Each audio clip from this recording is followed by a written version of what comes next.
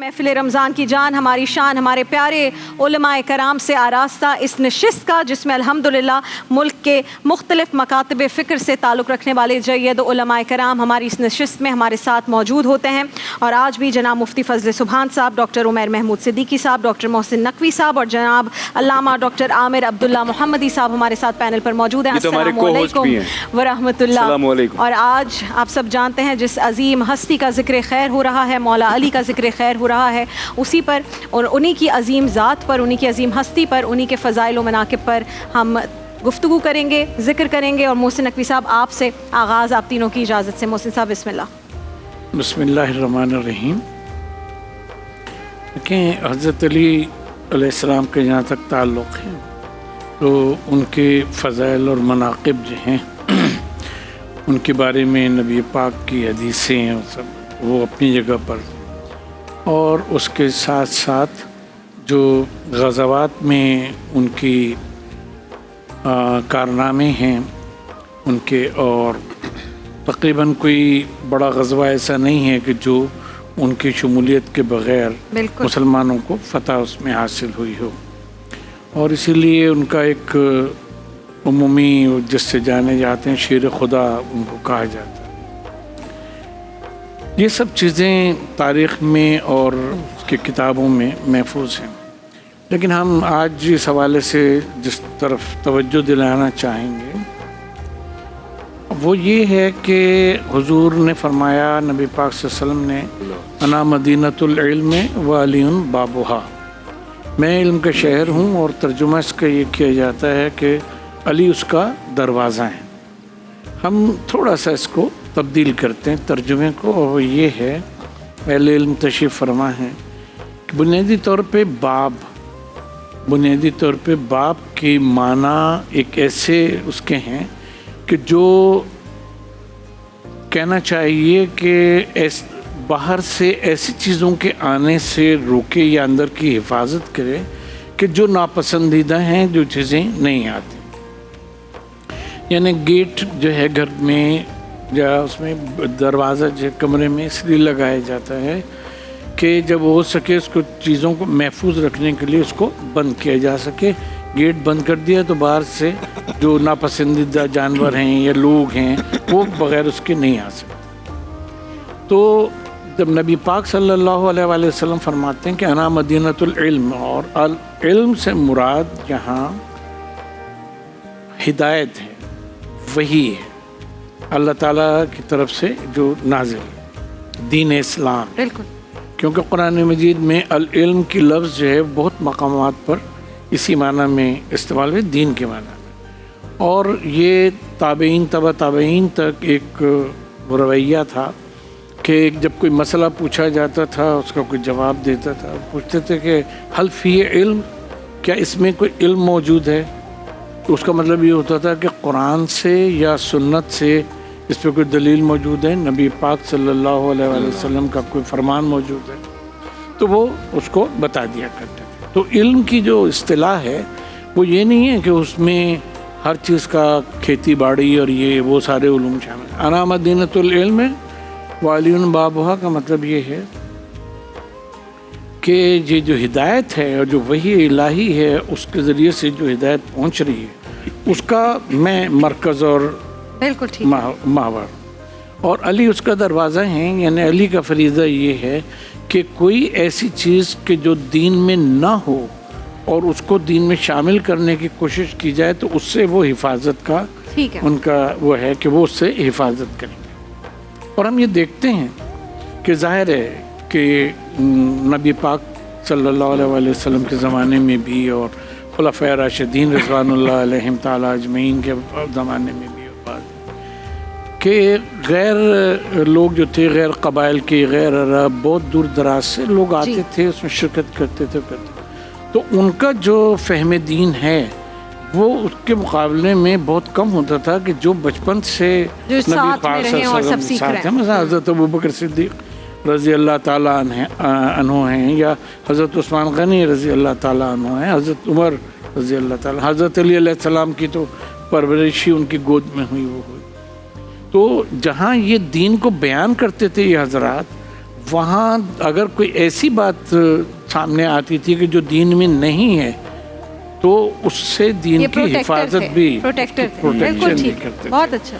تو انا مدینۃ العلم وعلی بابها، اور یہ وہ فریضہ ہے کہ جو اہل بیت نے اور صحابہ کرام نے اور خاص طور پہ حضرت علی علیہ السلام نے اپنے زندگی کے آخری لمحے تک یہ فریضہ انجام دیا. اور ہم ان 40 سال کے 40 ہجری میں حضرت علی کی شہادت ہوئی ہے، اس 40 سال میں ایسا دین کو پروٹیکٹڈ رکھا ہے اور وہ منقول ہو کے اب ہم تک آ گیا ہے کہ اب اس میں کوئی باہر سے کوئی چیز جو ہے وہ شامل نہیں ہو سکتی. بالکل ٹھیک. ایک قول علی بھی ہے جو آپ سب کے سامنے رکھنا چاہوں گی تاکہ پھر اسی رخ پر ہم گفتگو کو موڑیں. یہ کہا مولا علی نے کہ لوگوں پر ایک ایسا زمانہ بھی آئے گا جس میں وہی شخص محفلوں میں مقرب ہوگا جو لوگوں کے عیب بیان کرنے والا ہو، اور وہی خوش مذاق سمجھا جائے گا جو فاسق و فاجر ہو. انصاف پسند کو کمزور و ناتواں سمجھا جائے گا، صدقے کو لوگ نقصان اور صلہ رحمی کو احسان سمجھیں گے، اور عبادت لوگوں کو اپنی بڑائی جتلانے کے لیے ہوگی. ڈاکٹر عامر عبداللہ صاحب، اس وقت جب ہم دیکھتے ہیں تو یہ سب کچھ ہو رہا ہے، ایگزیکٹلی یہ ساری چیزیں ہو رہی ہیں، تو وہ اس وقت بتا کر گئے کہ ایسا وقت آنا ہے، یہ زمانہ آنا ہے. بسم اللہ. بسم اللہ الرحمن الرحیم. سیدنا علی رضی اللہ تعالیٰ عنہ کی بصیرت کو سلام، اور آپ کی اتنی دور اندیشی کہ اگر آپ آج نہج البلاغہ کو اٹھاتے ہیں اور اسے پڑھنا شروع کرتے ہیں تو حیران رہ جاتے ہیں. بہت سی باتیں جو اس میں لکھی ہیں وہ ہمیں اپنے ارد گرد نظر آ رہی ہوتی ہیں. اور اگرچہ اس روایت پر محدثین نے کلام کیا ہے، لیکن اگر اس روایت کو بالمعنی لیتے ہیں تو وہ واقعی علی علم کا دروازہ نظر آتے ہیں. علم کو پروٹیکٹ بھی کرتے ہیں، علم کی اشاعت بھی کرتے ہیں، اور علم ان کے ذریعے سے عام بھی ہوتا ہے.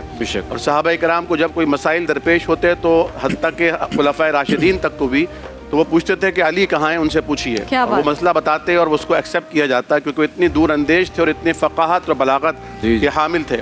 اور کیوں نہ ہوتے کہ بنو ہاشم میں، قریش میں سب سے پہلے اگر کسی کو یہ اعزاز ملا کہ وہ کائنات کی سچائی کو سچ جان کر شہادت دیں تو حضرت علی تھے.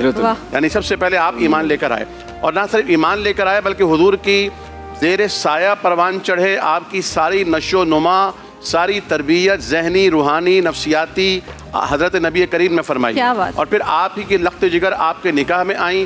آپ حسنین کے بابا ہیں، آپ فقر اور جود و سخا کے امام ہیں. حضرت فاروق اعظم کے آپ دور میں چیف جسٹس کے عہدے پر فائز ہیں. اور یہ مشہور حضرت عمر کا قول ہے کہ اگر علی نہ ہوتے لہلاک عمر، تو شاید آج عمر ایسا فیصلہ کرتا کہ گویا ہلاک ہو جاتا. تو حضرت علی رضی اللہ تعالیٰ عنہ، اور دیکھیے نبی کریم صلی اللہ علیہ وسلم نے جو حسن انتخاب فرمایا. حضرت علی رضی اللہ تعالیٰ عنہ چونکہ اہل بیت بھی ہیں اور صحابہ بھی ہیں. صحابہ جو ہیں وہ حضور کے در والے ہیں، اور جو اہل بیت ہیں وہ حضور کے گھر والے ہیں. اور حضرت علی اور دیگر صحابہ میں سے بعض کو یہ اعزاز حاصل ہے کہ وہ صحابی بھی ہیں بیک وقت، اور وہ اہل بیت بھی ہیں بیک وقت، گھر والے بھی اور در والے بھی. چنانچہ حضرت علی رضی اللہ تعالیٰ عنہ کا وہ ایک بہت بڑا اعزاز ہے جو انہوں نے ہجرت والی رات حضور کے بستر پر گزاری تھی. اور اندازہ لگائیے، جیسے آپ نے ابھی یہ ان کے اقوال پڑھے کہ آج کے دور میں ہمارے ہاں حالت یہ ہے کہ ہم لوگوں کی امانتوں کو غصب کر لیتے ہیں، اپنا حق سمجھتے ہیں، شیر مادر کی طرح اسے پی جاتے ہیں. لیکن حضور کریم اپنے دشمنوں کی امانتیں اپنے چچا داد بھائی اور اپنے یعنی ہونے والے داماد حضرت علی رضی اللہ عنہ کے پاس رکھوا کے آتے ہیں، اور فرماتے ہیں صبح ہوتے ہی یہ امانتیں سپرد کر کے میرے پاس چلے آنا. بعد میں کسی نے پوچھا کہ علی اس دن آپ کو نیند تو نہیں آئی ہوگی، کیونکہ باہر ہر قبیلے کا ایک فرد تلوار سونتے کھڑا تھا کہ قصاص بھی نہ لیا جا سکے. حضرت علی نے فرمایا کہ نیند تو مجھے اصل میں اسی رات کو آئی تھی، کیونکہ مجھے یقین تھا دنیا ادھر سے ادھر ہو سکتی ہے لیکن کالی کملی والے کے فرمان میں کوئی فرق نہیں پیدا ہو سکتا. حضور نے کہہ دیا کہ علی امانتیں دے کر مدینہ چلے آنا تو زمین و آسمان بدل سکتے ہیں، لیکن علی مدینہ پہنچ کر ہی دم لے گا. سنت علی وہاں پہنچے، اور پھر چشمے فلک نے یہ منظر بھی دیکھا کہ جب حضرت فاطمہ آپ کے نکاح میں آتی ہیں تو عرب میں بہت ساری شادیوں کا رواج تھا، اور آج بھی عرب میں شادیوں کا رواج ہے. اور جس کی ایک بیوی اس کو کہا جاتا ہے کہ انتا مسکین، آپ تو مسکین ہیں، غریب، میں فقیر ہیں، آپ کی ایک ہی بیوی ہے. یہ وہاں کا رواج ہے. لیکن حضرت علی کے نکاح میں جب تک سیدہ فاطمہ رہیں آپ نے دوسری کوئی شادی نہیں فرمائی. اور پھر حضرت علی رضی اللہ تعالیٰ عنہ کا یہ مقام بھی ہے کہ حضرت علی رضی اللہ تعالیٰ عنہ کو آپ نے حضرت ہارون کی طرح تشبیہ دے کر فرمایا. جس طرح موسیٰ کے لیے ہارون تھے اسی طرح علی میرے لیے تم ہو، یعنی میں تمہیں قوم میں اپنا نگہبان اور اپنا نائب بنا کر چھوڑ کر جا رہا ہوں۔ اور حضرت علی رضی اللہ تعالیٰ عنہ ہی کو یہ اعزاز حاصل ہوا کہ آپ نے جو عہد حضرت نبی کریم سے ان کے اس گھر میں اس وقت کیا تھا جب بڑے بڑے سرداران قریش سر جھکا چکے تھے کہ ہم آپ کا ساتھ دینے کو تیار نہیں، اور علی اٹھے تھے اور کہا تھا اگرچہ میری آنکھوں میں آشوب ہے اور اگرچہ میرے پیر بہت ہی کمزور ہیں، میں بظاہر ابھی طاقتور نہیں ہوں، لیکن میں آپ کا ساتھ دوں گا۔ اور انہوں نے ساتھ نبھایا۔ خلافت ابو بکر سے پہلے بھی جس طرح بھی فرمایا کہ کوئی غزوہ ایسا نہیں تھا جس میں آپ یعنی ہیرو آف دا وار نہ ہو، آپ کے ہاتھوں سے بے شمار کافر قتل نہ ہوئے ہوں، آپ شجاعت اور دلیری کا پہاڑ اور علمبردار نہ بنے ہوں، لیکن جب حضرت ابو بکر صدیق کا دور آیا تب بھی آپ کا کردار سب سے آگے ہے۔ حضرت فاروق اعظم کے دور میں بھی آپ کا کردار سب سے آگے ہے۔ یعنی اسلام کا جو علم آپ نے اٹھایا تھا آخر دم تک اسے اٹھائے رکھا، یہاں تک کہ پھر وہ صبح آئی جو رمضان المبارک کی صبح تھی، اور ایک روایت میں جمعہ کا دن تھا جو تمام ایام کا سردار ہے، رمضان کا مہینہ تھا جو تمام مہینوں کا سردار ہے، آخری عشرہ تھا جو رمضان کی آخری عشروں کا اندر سب سے افضل، ممتاز اور اہم ہے، اور پھر وہ رات تھی جو 21ویں شب کہلاتی ہے۔ اور پھر اس رات کو آپ پہ جب ضربت لگی اور ابن ملجم ملعون نے جب آپ پہ وار کیا، ساری کائنات کے سارے اچھوں کی لعنت ہو اس پر، اللہ کی، اللہ کے رسولوں کی، فرشتوں کی، مقربین کی، سارے انسانوں کی۔ اس بدبخت نے جب یہ وار کیا تو یہ وار اصل میں حضرت علی پر نہیں تھا، یہ اسلام پر تھا، یہ آل رسول پر تھا، یہ اصحاب رسول پر تھا، یہ اہل بیت پر تھا، اور یہ وار میرے اور آپ کے سینے پر آج تک محسوس ہو رہا ہے۔ لیکن حضرت علی رضی اللہ تعالیٰ نے اس وقت بھی کیا فرمایا؟ فزتو ورب الکعبہ، کعبہ کے رب کی قسم میں کامیاب ہو گیا۔ یعنی وہ بچپن میں جو عہد کیا تھا آخر وقت تک اس عہد پر میں قائم رہا، اور یہی ہے اصل میں کامیابی کہ جو عہد ہو، یعنی قل آمنت باللہ ثم استقم۔ کامیابی کا راز کیا ہے کہ آپ کہیں کہ میں اللہ پر ایمان لایا اور پھر اس پر ڈٹ جائیں، اور آپ کو آخر وقت بھی یہی کلمہ آپ کی زبان پہ ہو کہ کائنات میں اگر کوئی پالنہار ہے، خالق ہے، مالک ہے، رازق ہے، حاجت روا ہے، مشکل کشا ہے تو صرف آسمان والا ہے، اور اگر کوئی راہبر ہے، رہنما ہے، کوئی قائد ہے، مقتدا ہے تو صرف کالی کملی والا ہے۔ کیا بات ہے ڈاکٹر عمیر صاحب، بسم اللہ۔ بسم اللہ الرحمن الرحیم۔ حضرت سیدنا علی المرتضیٰ شیر خدا اسد اللہ الغالب، ایک ایسی جلیل القدر ہستی جن کے بارے میں نبی کریم صلی اللہ علیہ وسلم خود ارشاد فرما رہے ہیں، انت اخی فی الدنیا والآخرہ، اے علی آپ دنیا میں بھی میرے بھائی ہیں اور آخرت میں بھی میرے بھائی ہیں۔ حضور علیہ السلام نے فرمایا من کنت مولاہ فہذا علی مولاہ اللہم والی من والاہ وعادی من عاداہ، جس کا میں مولا ہوں، جس کا میں دوست ہوں، جس کا میں نگہبان ہوں، فرمایا علی المرتضیٰ بھی اس کے مولا ہیں، اور اے رب کریم جو علی سے محبت کرے تو اسے اپنا محبوب بنا لے، جو علی سے دشمنی کرے پروردگار تو اسے اپنا دشمن بنا لے۔ اور رسول اللہ صلی اللہ علیہ وسلم کا فرمان ہے کہ جس نے علی کو گالی دی اس نے مجھے گالی دی، جس نے علی کو اذیت دی اس نے مجھے اذیت دی۔ اور جب بدر کی رات میں نبی کریم صلی اللہ علیہ وسلم نے حضرت علی المرتضیٰ رضی اللہ تعالیٰ عنہ کے سامنے یہ ارشاد فرمایا کہ کون ہے جو آج بدر کی رات ہمارے پاس پانی لے کر آئے، تو علی المرتضیٰ رضی اللہ تعالیٰ عنہ نے پانی کا ایک مشکیزہ لیا اور آپ ایک بہت ویرانے میں کنویں کے اندر اتر گئے۔ تو امام احمد بن حنبل فرماتے ہیں کہ جب وہاں سے حضرت سیدنا جبریل امین علیہ السلام کا گزر ہوا تو جبریل امین نے دیکھا کہ کنویں میں حضرت علی رضی اللہ تعالی عنہ حضور علیہ الصلوۃ والسلام کے لیے پانی بھر رہے ہیں، تو آپ علیہ الصلوۃ والسلام کے پیارے صحابی حضرت علی المرتضیٰ رضی اللہ تعالیٰ عنہ کے بارے میں جبریل امین نے کہا کہ اے جبریل، اے علی المرتضیٰ، آپ پر اللہ کا سلام ہو۔ اور آپ اندازہ کیجئے کہ نبی کریم صلی اللہ علیہ وسلم جس کے بارے میں یہ فرما رہے ہیں کہ اے علی جو آپ سے جدا ہوا وہ مجھ سے جدا ہوا، اور صحابہ فرماتے ہیں کہ ہم عہد رسالت میں اگر یہ جاننا چاہتے کہ کوئی صاحب ایمان ہے یا منافق ہے تو ہم حضرت علی کی محبت سے پہچانتے تھے، کیونکہ حضور علیہ السلام نے فرمایا کہ اے علی تم سے وہی محبت کرے گا جو صاحب ایمان ہے اور وہ بغض کرے گا جو منافق ہے۔ آج علی المرتضیٰ رضی اللہ تعالیٰ عنہ کی شہادت کا دن ہے۔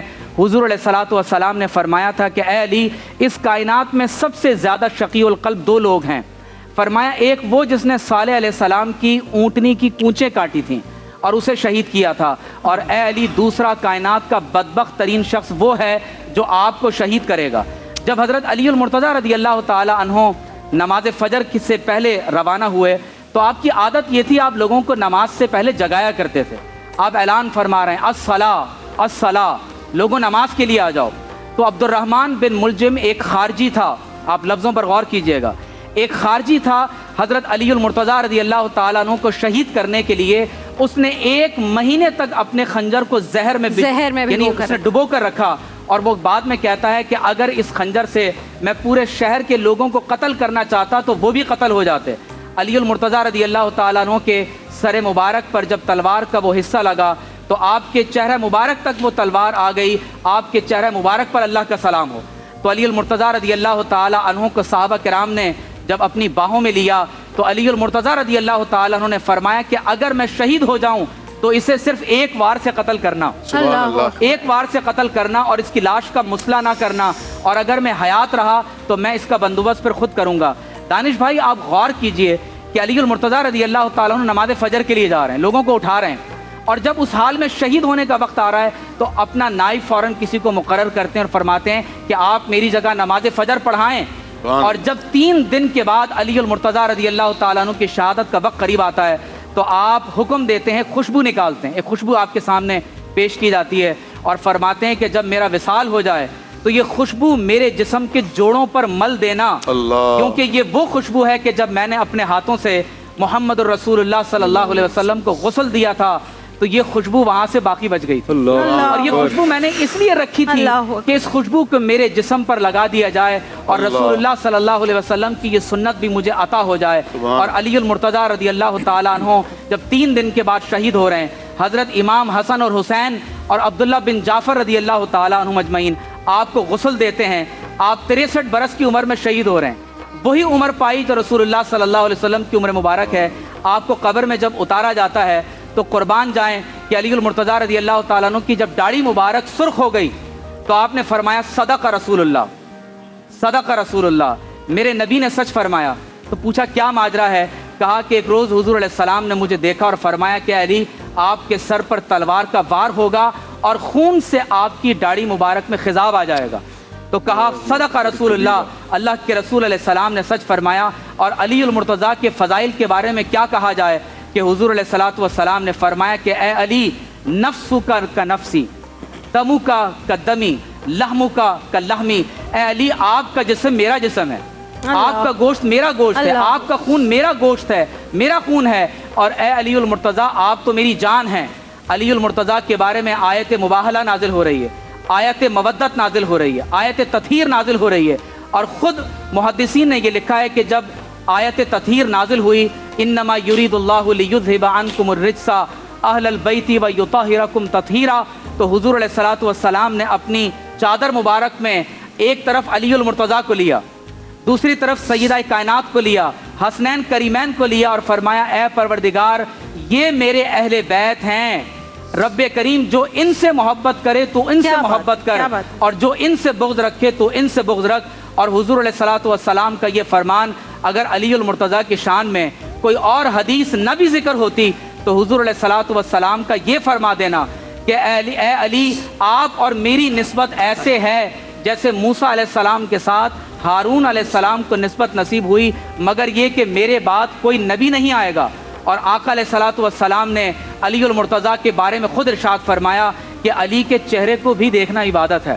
کیا بات. اور خود حضرت ابوبکر صدیق رضی اللہ تعالیٰ عنہ فرماتے ہیں کہ اے لوگو حضور علیہ السلام کے وصال کے بعد اگر تم آقا علیہ السلام کی محبت کا دم بھرنا چاہتے ہو تو تم حضور کے اہل بیت کا دفاع کیا کرو, حضور کی محبت کا دم وہاں بھرا کرو. اور صرف ایک بات میں یہاں آخر میں یہ کہنا ضروری سمجھتا ہوں کہ حضرت علی المرتضیٰ رضی اللہ تعالیٰ عنہ کے فضائل اور مناقب اس قدر کثرت سے بیان ہوئے ہیں کہ صحابہ کرام اور کئی محدثین نے لکھا کہ اتنے فضائل کسی اور صحابی کے حدیث میں بیان نہیں ہوئے. حضرت عبداللہ بن جابر تشریف فرماتے, ایک شخص نے آ کے سوال کیا کہ علی المرتضیٰ کا مقام کیا ہے, تو آپ کی بھویں اتنی نیچے آ چکی تھیں کہ آپ کی آنکھیں ڈھکی ہوئی تھیں.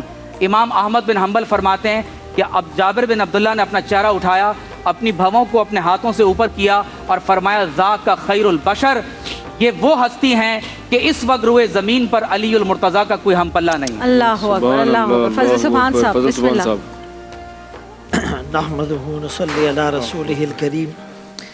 حضرت علی رضی اللہ عنہ فضائل و کمالات کے جامع ہیں، علوم و عرفان کے منبع ہیں، رشد و ہدایت کے مصدر ہیں، سخاوت اور شجاعت کے پیکر ہیں، بدر اور احد کے غازی ہیں، خندق اور حنین کے صف اول کے مجاہد ہیں۔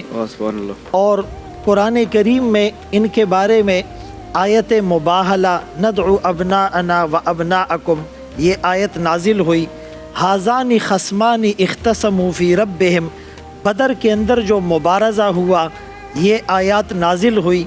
اجعلتم سقایت الحج و عمارت المسجد الحرام، جب حضرت طلحہ، حضرت عباس اور حضرت علی رضی اللہ عنہم جمع تھے، حضرت طلحہ کہنے لگے بیت اللہ کی چابی ہمارے پاس ہے، اس سے بڑی سعادت کیا ہوگی؟ حضرت عباس رضی اللہ عنہ فرمانے لگے حاجیوں کو زمزم ہم پلاتے ہیں، ہماری تو کیا بات ہے؟ حضرت علی رضی اللہ عنہ مسکرا کر فرمانے لگے آپ کن چیزوں پر فخر کرتے ہیں؟ میں تو وہ ہوں کہ سب لوگوں سے 6 مہینے پہلے ایمان لا کر آقا کے پیچھے نماز پڑھی ہے اور آقا کے بستر پر سویا ہوں، اور میں نے یوم آخرت پر عقیدہ بھی رکھا اور جہاد بھی کیا ہے۔ اور ایک آیت ایسی ہے جس پر تمام مفسرین کا اتفاق ہے کہ اس آیت پر حضرت علی رضی اللہ عنہ کے سوا کسی نے عمل نہیں کیا، اور وہ کیا ہے کہ جب رسول سے سرگوشی کرنے کے لیے، مشورہ کرنے کے لیے جاؤ، فقدموا بین یدی نجواکم صدقہ، تو تھوڑا سا صدقہ دے دو، کس بارگاہ میں تمہاری پیشی ہو رہی ہے؟ حضرت علی رضی اللہ عنہ فرماتے ہیں میں نے سب سے پہلے 1 دینار صدقہ کیا، آقا کی صحبت میں گیا، اور اس کے بعد وہ حکم منسوخ ہو گیا۔ یہی حضرت علی رضی اللہ عنہ ہے۔ خیبر کا موقع ہے، دونوں جہانوں کے سردار کی زبان نبوت سے نکلتا ہے لَأُعْطِيَنَّ هَذِهِ الرَّأْيَ، میں کل جھنڈا اس آدمی کو دوں گا جس کے ہاتھ پر اللہ خیبر کو فتح کریں گے، جو اللہ اور رسول سے محبت کرتا ہے، اللہ اور اس کے رسول اس سے محبت کرتے ہیں۔ پہلی سعادت یہ ہے جھنڈا حضرت علی کے ہاتھ میں آیا، دوسری سعادت یہ ہے حضرت علی کی اللہ اور رسول سے محبت پر قرآن نے مہر ثبت کر دی، تیسری سعادت یہ ہے دنیا میں اللہ رسول سے محبت کرنے والے کروڑوں اربوں ہیں، لیکن اللہ رسول جس سے محبت کرے ای سعادت بزور بازو نیست۔ اور چوتھی فضیلت یہ ملی کہ فرمایا کہ جب ان کی آنکھ میں آشوب چشم تھا، محمد الرسول اللہ صلی اللہ علیہ وسلم کا لعاب دہن لگا، فرمایا جیسے بیماری تھی ہی نہیں۔ حدیبیہ کے مقام پر معاہدہ لکھا جا رہا ہے، حضرت علی رضی اللہ عنہ لکھ رہے ہیں محمد الرسول اللہ جب لکھا، مشرکین نے اعتراض کیا یہ محمد رسول اللہ کو مٹا دیا جائے۔ آمنہ کے لال نے حضرت علی کو کہا علی اس کو مٹا دو، کہا مجھ میں سکت اور جرت نہیں، میں رسول اللہ کو مٹا دوں، اس لیے کہ اس زمانے میں مٹانے کے لیے ریموور کے طور پر شاید مٹی استعمال ہوتی تھی، کہا اتنی جرت مجھ میں نہیں۔ آپ غور کریں یہاں لفظ رسول کو مٹا نہیں سکتے اور لفظ رسول پہ خود مٹ گئے کہ جب وہ لیٹے ہوئے ہیں مٹی میں لت پت ہیں، اور دونوں جہانوں کے سردار نے آ کر کہا تھا قم یا ابا تراب، اے مٹی والے کھڑے ہو جا۔ وہاں لفظ رسول کو مٹا نہیں سکتے، اور یہاں مٹی کی نسبت جب لسان نبوت سے نکلی اپنے لیے اسے حرز جان بنا لیا تھا۔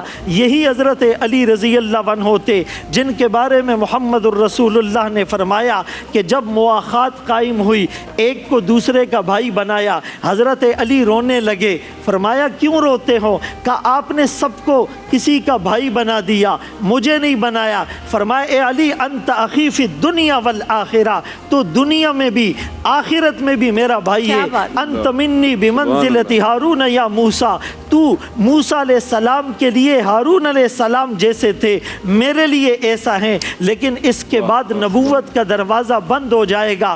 فضائل اور کمالات اتنے تھے کہ آقا نے فرمایا کہ تیری مثال حضرت عیسیٰ علیہ السلام کی طرح ہے۔ ان کے بارے میں لوگ افراط اور تفریط میں مبتلا ہو گئے۔ یہودیوں نے ان کی والدہ محترمہ پر الزام لگا دیا، عیسائیوں نے انہیں خدا کا درجہ دے دیا۔ علی تیرے فضائل اتنے ہیں کہ کچھ لوگ تیری محبت میں غلو کر کے تجھے آگے بڑھائیں گے، وہ بھی جہنم میں جائیں گے۔ کچھ لوگ تجھ سے بغض کر کے تیری فضائل کا انکار کریں گے، وہ بھی جہنم میں جائیں گے۔ تو پھر مجھے کہنے دیجئے کہ حضرت علی رضی اللہ عنہ ایک پیمانہ ہے، ویریفیکیشن کا آلہ ہے۔ جس طرح جہاد کے ذریعے سے اللہ نے مسلمان اور منافق میں فرق کیا، لیمیز اللہ الخبیث من الطیب، اسی طرح حضرت علی رضی اللہ عنہ کی شخصیت پر بھی مومن اور منافق کے درمیان فرق ہوگا۔ فرمایا مجھ سے محبت کرنے والا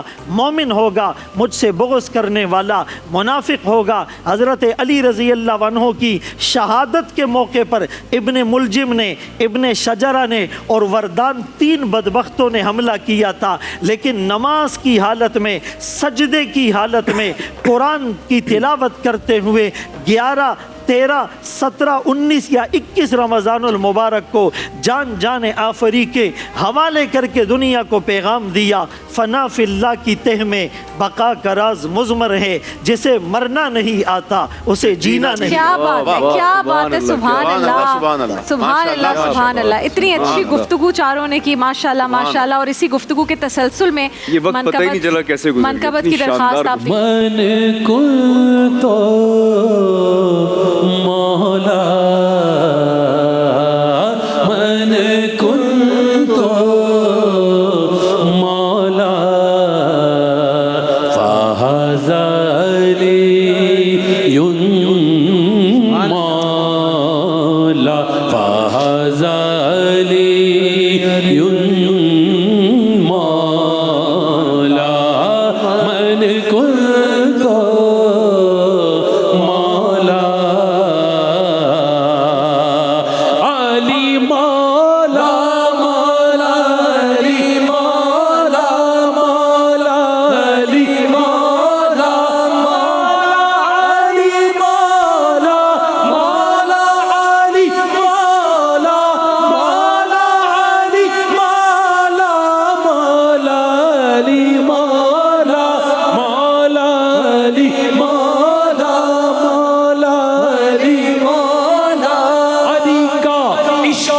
چہرہ نکھار دیتا ہے، علی کا عشق تو چہرہ نکھار دیتا ہے، علی کا بغض تو چہرہ بگاڑ دیتا ہے، علی کا بغض تو چہرہ بگاڑ دیتا ہے۔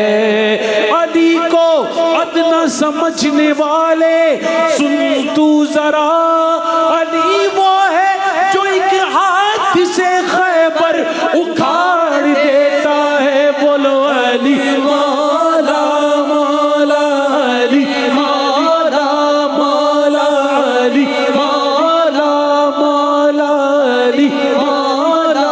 بنے صوفی جذبات میں بہنے والے، بنے صوفی جذبات میں بہنے والے، قلندر بنے عشق میں جلنے والے، قطب بن گئے رنج و غم سہنے والے، ولی بن گئے علی کہنے والے، علی مولا مولا، علی مولا مولا، علی مولا مولا، علی مولا مولا، علی مولا مولا، علی مولا مولا، علی مولا۔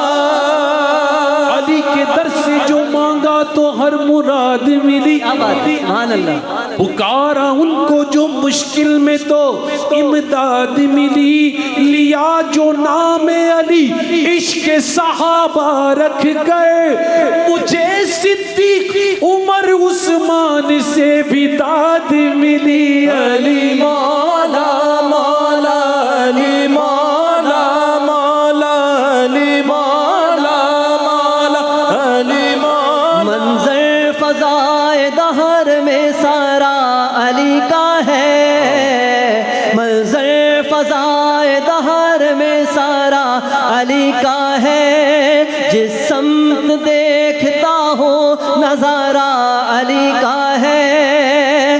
مرحب دو نیم ہے سر مقتل پڑھا ہوا، مرحب دو نیم ہے سر مقتل پڑھا ہوا، اٹھنے کا اب نہیں کہ یہ مارا علی کا ہے۔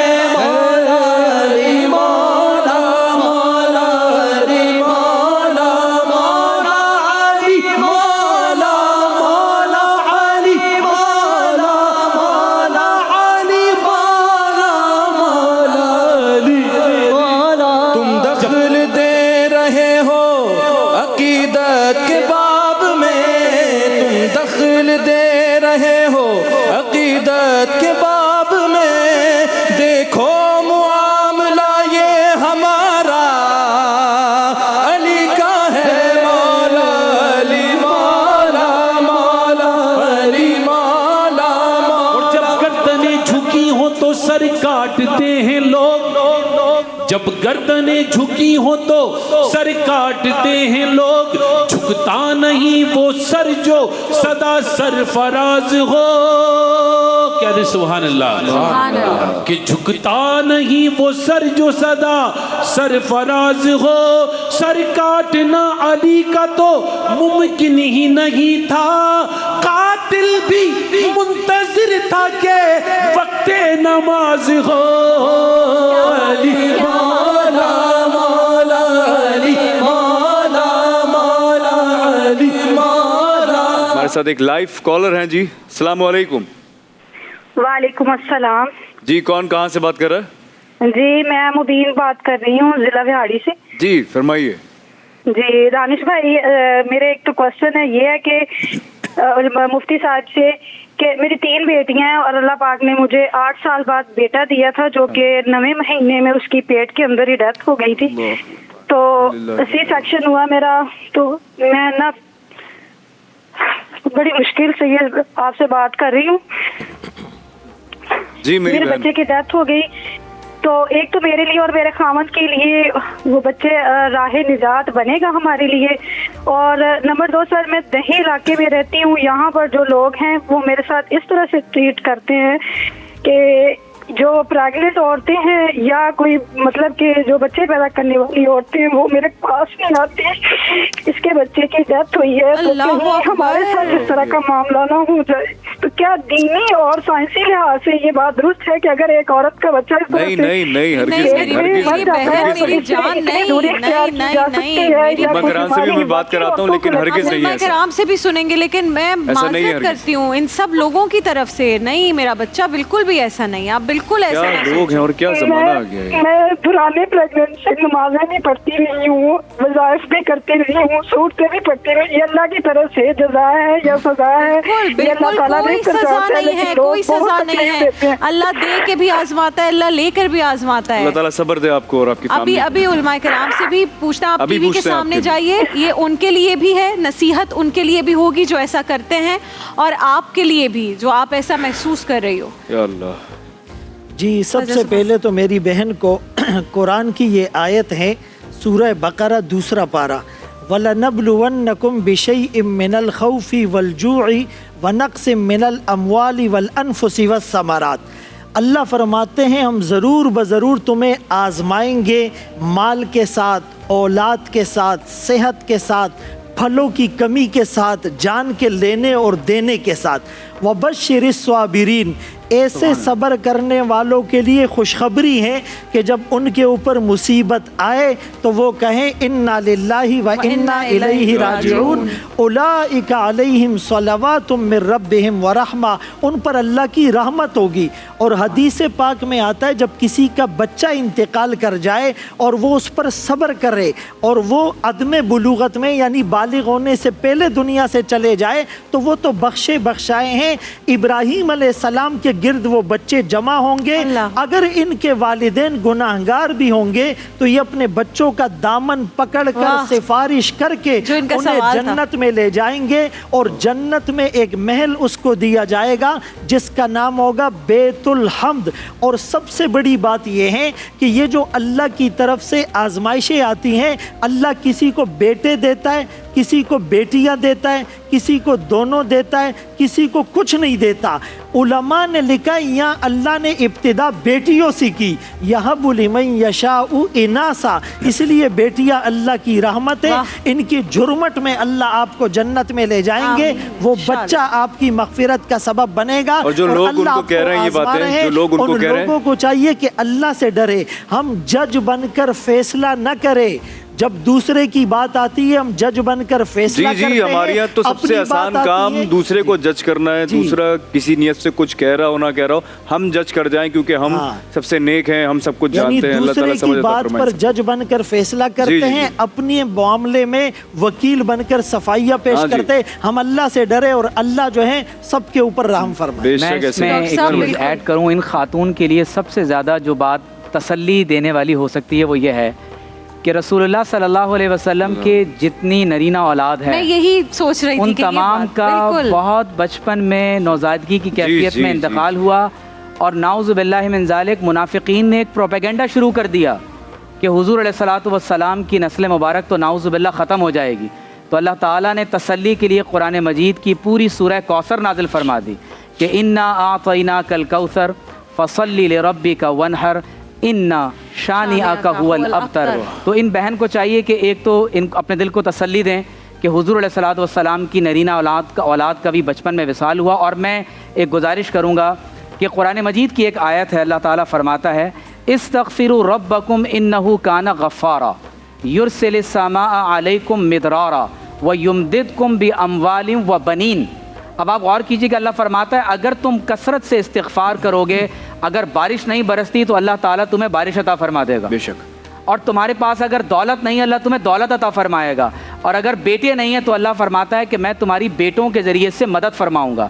تو وہ تمام تر احباب جن کے ہاں اولاد نہیں ہے یا اگر ان کے ہاں اولاد نرینہ نہیں ہے تو وہ کثرت کے ساتھ استغفار پڑھنے کو اپنا ایک ایسا وظیفہ بنا لیں، اس ارادے کے ساتھ کہ اللہ تعالیٰ اولاد نہیں تو صاحب اولاد بنا دے، بیٹا چاہیے تو اولاد نرینہ دے دے۔ اور یہ ذہن میں رکھیں کہ ہمارے نبی صلی اللہ علیہ وسلم کی 4 صاحبزادیاں ہیں، حضرت سیدہ زینب، سیدہ رقیہ، سیدہ ام کلثوم اور حضرت سیدہ فاطمہ الزہرا رضی اللہ تعالیٰ عنہ۔ اور حضور نے فرمایا کہ اے فاطمہ میں آپ کا نکاح ایک ایسے مرد سے کرنے لگا ہوں جو اللہ کی بارگاہ میں سب سے زیادہ محبوب ترین ہستی ہے، اور میرا نسب آپ سے چلے گا۔ تو یہ خاتون کے لیے تسلی کی بات ہے کہ انہیں حضور علیہ الصلوۃ والسلام کا جو غم تھا اس میں ان کو شرکت نصیب ہو گئی۔ ڈاکٹر عامر صاحب آپ سے بھی اس پر بات کروں گی، اور بیٹے کی خواہش رکھنا یا دعا کرنا اس میں تو کوئی برائی نہیں ہے، ظاہر ہے، اور آیات سے بھی بتا دیا، لیکن جن کی صرف بیٹیاں اور بیٹے نہیں ہو رہے سوشلی ان کا بائیکاٹ کر دیا جاتا ہے عامر صاحب، وہ تو خاندان میں ان کو کہا جاتا ہے کہ ان کی عزت کم ہو جاتی ہے۔ بیچاری کہہ رہی ہے کہ مجھ سے اس لیے نہیں مل رہا ہے کہ کہیں جو دوسری پریگننٹ خواتین ہیں ان کو اس پہ اثر نہ ہو جائے۔ اور اس کے ساتھ ایک اور بھی بڑا مسئلہ ہے، جو طلاق یافتہ خواتین ہوتی ہیں یا پھر جن کے بچے فوت ہو جاتے ہیں، ان کو شادی بیاہ کی تقریبات میں نکاح میں ساتھ نہیں بٹھایا جاتا کہ یہ ان کا برا اثر نہ پڑ جائے، اور یہ بہت کامن بات ہے کہ وہ کوئی خود بلائی بھی ڈاکٹر صاحب تو عورتیں خود پیچھے ہٹتی ہیں کہ میرا اثر نہ ہو جائے اس نئی دلہن پر۔ تو یہ مینٹیلٹی تو یہ ٹیلی ویژن کے تھرو آپ کو بتانا پڑے گا لوگوں کو۔ بالکل آپ نے بہت اچھا اس کو ریز کیا ہے پوائنٹ۔ دیکھیں اسلام میں بدشگونی قطعاً ممنوع ہے، حرام ہے، البتہ نیک شگون لینا جائز ہے۔ یعنی اگر آپ کے سامنے کوئی واقعہ پیش آیا ہے تو آپ اس سے اچھا شگون لیتے ہیں تو یہ تو ٹھیک ہے، لیکن بدشگونی کسی بھی معاملے میں کہ ایسا اس لیے ہوا کہ ایسا ہو گیا تھا یا چونکہ ایسا ہوا تو ایسا ہو جائے گا، یہ قطعاً ممنوع اور حرام ہے۔ دوسری بات یہ ہے کہ ایک مومن اللہ رب العالمین پر ایمان رکھتا ہے، زندگی جان، آل، اولاد، روپیہ، پیسہ، یہ سب اللہ کے ہاتھ میں ہے. قرآن کریم کی جو آیت مفتی صاحب نے پڑھی کہ اللہ تعالیٰ فرماتا ہے یہب لمن یشاء اناثا ویہب لمن یشاء ذکور. اللہ جسے چاہتا ہے بیٹیاں دیتا ہے، جسے چاہتا ہے بیٹوں سے نوازتا ہے، اور جسے چاہتا ہے اللہ کوئی اولاد نہیں دیتا. تو یہ اللہ کے اختیار ہے. اس میں نہ تو فی نفس ہی اس عورت کا کوئی قصور ہے، نہ اس کا شوہر قصوروار ہے، نہ کوئی اور اس میں حصے دار ہے. تو اللہ کی مرضی ہے. اللہ رب العالمین کسی کو جس طرح آپ نے دے کر بھی آزماتا ہے، لے کر بھی آزماتا ہے. اور اللہ بہت زیادہ بہترین فیصلے کرتے ہیں. جو ہم کہتے ہیں سبحان ہے، وہ اللہ سبحان اللہ کہتے ہیں کہ اللہ سبحان ہے. تو سبحان کا معنی یہ ہے کہ اللہ پاک ہے، لیکن یہ بہت ہی محدود اور عامیانہ معنی ہے. اصل میں سبحان کا معنی ہے کہ اللہ ہر کمزوری سے، ہر نقص سے، ہر غلط فیصلے سے منزہ اور پاک ہے. اگر وہ کسی کو اولاد نہیں دے رہا تو ٹھیک ہے، نہیں دے رہا، اچھا کر رہا ہے نہیں دے رہا، کیونکہ یہ اولاد اس کے لیے عذاب بن جائے گی. اگر کسی کو اولاد دے رہا ہے تو بھی ٹھیک دے رہا ہے. کسی کو اللہ نے اعلیٰ عہدے اور مرتبے سے نوازا ہے تو بالکل ایکوریٹ فیصلہ ہے اس کا. چھوٹا سا ضمناً سوال، یہ جو تقدیر پر ایمان ہے. آج کل بہت لوگ ایک فیشن بن گئے، مجھے بتائی گئی صحیح ہے غلط کیوں، میں بہت سارے سوال آپ سے اس وقت کرتی ہوں، مجھے پتا ہوتا ہے آپ جواب کیا دیں گے، اس کا مجھے نہیں پتا. آج کل یہ فیشن بن گیا، لوگ کہتے ہیں مجھے بچے نہیں چاہیے، ہمیں اولاد نہیں چاہیے، ہم اس ملک میں بچے نہیں پیدا کر سکتے، بچے پیدا کریں گے وہ اس طرح در در کی ٹھوکریں کھائیں گے، یہ نہیں ہے. کیا یہ کہنا صحیح ہے یا اس میں گناہ ہے؟ بالکل غلط ہے، شرعاً بھی، اخلاقاً بھی، انسان ہونے کے ناطے بھی بالکل 100% یہ غلط عقیدہ، غلط نظریہ، غلط سوچ ہے. اچھا. اور اس کے بہت زیادہ مضر اثرات دنیا کے سامنے آئے ہیں، اور اب وہ دنیا ترس رہی ہے کہ ہم کہاں سے لے کر آئیں نئے بچے، نئے لوگ، اور دنیا والوں کے لیے انہوں نے دروازے کھول دیے ہیں. تو یہ بہت غلط سوچ ہے. پہلی بات یہ ہے کہ دیکھیں، لوگ یہ بھی کہتے ہیں کہ ہم کہاں سے کھلائیں گے. تو جتنے بھی بچے دنیا میں آتے ہیں وہ ایک منہ لے کر آتے ہیں، دو ہاتھ لے کر آتے ہیں. اللہ رب العالمین نے ان کے دنیا میں آنے سے پہلے ان کے لیے وسائل پیدا کر دیے ہوتے ہیں. اللہ قرآن کریم میں فرماتا ہے کَأَيٍّ مِّن دَابَّةٍ لَا تَحْمِلُ رِزْقَهَا اللَّهُ يَرْزُقُهَا وَإِيَّاكُمْ. کتنے جاندار ایسے ہیں جو اپنی پشت پر اپنا رزق اٹھائے نہیں پھرتے. ان کے کوئی اسٹور روم نہیں ہوتے، ان کے کوئی گروسری نہیں لا کے رکھی جاتی، مہینے کا سودا نہیں آتا ان کے گھر میں، کچن نہیں ہوتا، کیبنٹس نہیں ہوتی ان کے گھر میں، ریفریجریٹر نہیں ہوتے، لیکن اللہ ان کو بھی رزق دیتا ہے. اور سلیمان علیہ السلام کا وہ واقعہ کتنا مشہور ہے. انہوں نے کہا کہ میں اللہ تیری مخلوق کی دعوت کرنا چاہتا ہوں. اللہ نے کہا یہ تمہارا کام نہیں ہے، یہ کھلانا پلانا میرا کام ہے. کہ اللہ تو نے دیا ہے، تیرے دیے ہوئے سے دعوت کرنا چاہتا ہوں. کہا اچھا چلو کرو دعوت. اب سارے جنات لگا دیے، انسان لگا دیے، پوری خلقت اور پوری رعایا لگا دی، اور سب دیگیں لگی ہوئی ہیں اور پکا رہے ہیں کھانا. جب سب تیار ہو گیا اور دسترخوان بچھا بھی نہیں تھا، لوگ منتظر تھے، تو دریا میں سے ایک مچھلی نے منہ نکالا اور کہا سلیمان پہلے میرا پیٹ تو بھرو. کہا چلو پہلے بے زبان کو کھلا دو. وہ تو سب کی بولیاں جانتے تھے اللہ کے حکم سے. چنانچہ اس کی منہ میں جب رزق ڈالا جا رہا ہے، دیگیں الٹی لی جا رہی ہیں، سارا کھانا اس ایک نے کھا لیا اور کہا تم نے تو سب کا کھا لیا. اس نے کہا مجھے اللہ روزانہ ایسے 3 لقمے کھلاتا ہے، سلیمان تو نے تو ابھی ایک ہی لقمہ کھلایا ہے. میں اس بہن کے لیے ایک جملہ کہنا چاہوں گا. جس طرح مفتی عمیر صدیقی صاحب نے کہا کہ اللہ تعالیٰ نے رحمت للعالمین جس نبی کا خطاب رکھا، اس نبی کے گھر میں 4 رحمتیں پیدا فرمائیں. تو جس کے اوپر اللہ نے بیٹیاں دی ہیں وہ اس پر روزانہ اللہ کا شکر ادا کیا کرے، کیونکہ بالعموم ایسا ہوتا ہے کہ بیٹے جو ہیں وہ بیوی بچوں کے ہو جاتے ہیں، لیکن بیٹیاں، ہمارے پاس سوالات بھی ایسے ہی آئے نا کہ بیٹیاں اپنے گھروں کی ہونے کے باوجود بھی سسرال کا بوجھ اور ذمہ داریاں برداشت کرنے اور ان کو چلانے کے باوجود بھی، اپنی آل اولاد کے باوجود بھی اپنے ماں باپ کے لیے اپنے سسرال میں تڑپ رہی ہوتی ہیں. کسی طرح اماں سے ملاقات ہو جائے، کسی طرح بابا کا دیدار ہو جائے. تو ان بہن اور جو یہ لوگ جو یہ حرکت کر رہے ہیں، یہ بالکل ہندوانہ سوچ ہے کہ ان کے اثرات آ جائیں گے. یہ نحس اثرات ہیں، یہ نحس گھڑی ہے. بالکل اس کا اسلام میں، قانون میں، شرع میں، اخلاق میں، ایون یہ کہ سائنس میں بھی کوئی وجود نہیں ہے. کسی کے کوئی برے اثرات نہیں چڑھتے. ایون یہ کہ ان کے ساتھ ہمدردی کا رویہ رکھنا چاہیے، ان کو اور زیادہ ویلکم کہنا چاہیے، ان کی اور زیادہ رسپیکٹ کرنی چاہیے. ماشاءاللہ بہت اچھی گفتگو ہوئی. وقت مختصر ہے. جیسے علماء کرام کا بہت بڑا انفلوئنس ہے لوگوں کی زندگی پر، اس طرح جو سیلیبریٹیز ہوتے ہیں، اسپورٹس مین ہوتے ہیں، ان کا بھی بہت بڑا انفلوئنس ہوتا ہے. یہاں جو بھی باتیں ہو رہی ہیں تو ان کا انفلوئنس ہوتا ہے. تو ہمارے اس بہت بڑے سپورٹس کے سپر سٹار ہیں شاہد آفریدی صاحب، جس طرح بیٹیوں کی انہوں نے پرورش کی ہے، جس طرح وہ خیال رکھتے ہیں، جس طرح وہ پراؤڈ فیل کرتے ہیں، اور ہر جگہ آف کیمرہ آن کیمرہ وہ اپنی بیٹیوں سے محبت کا اظہار کرتے ہیں.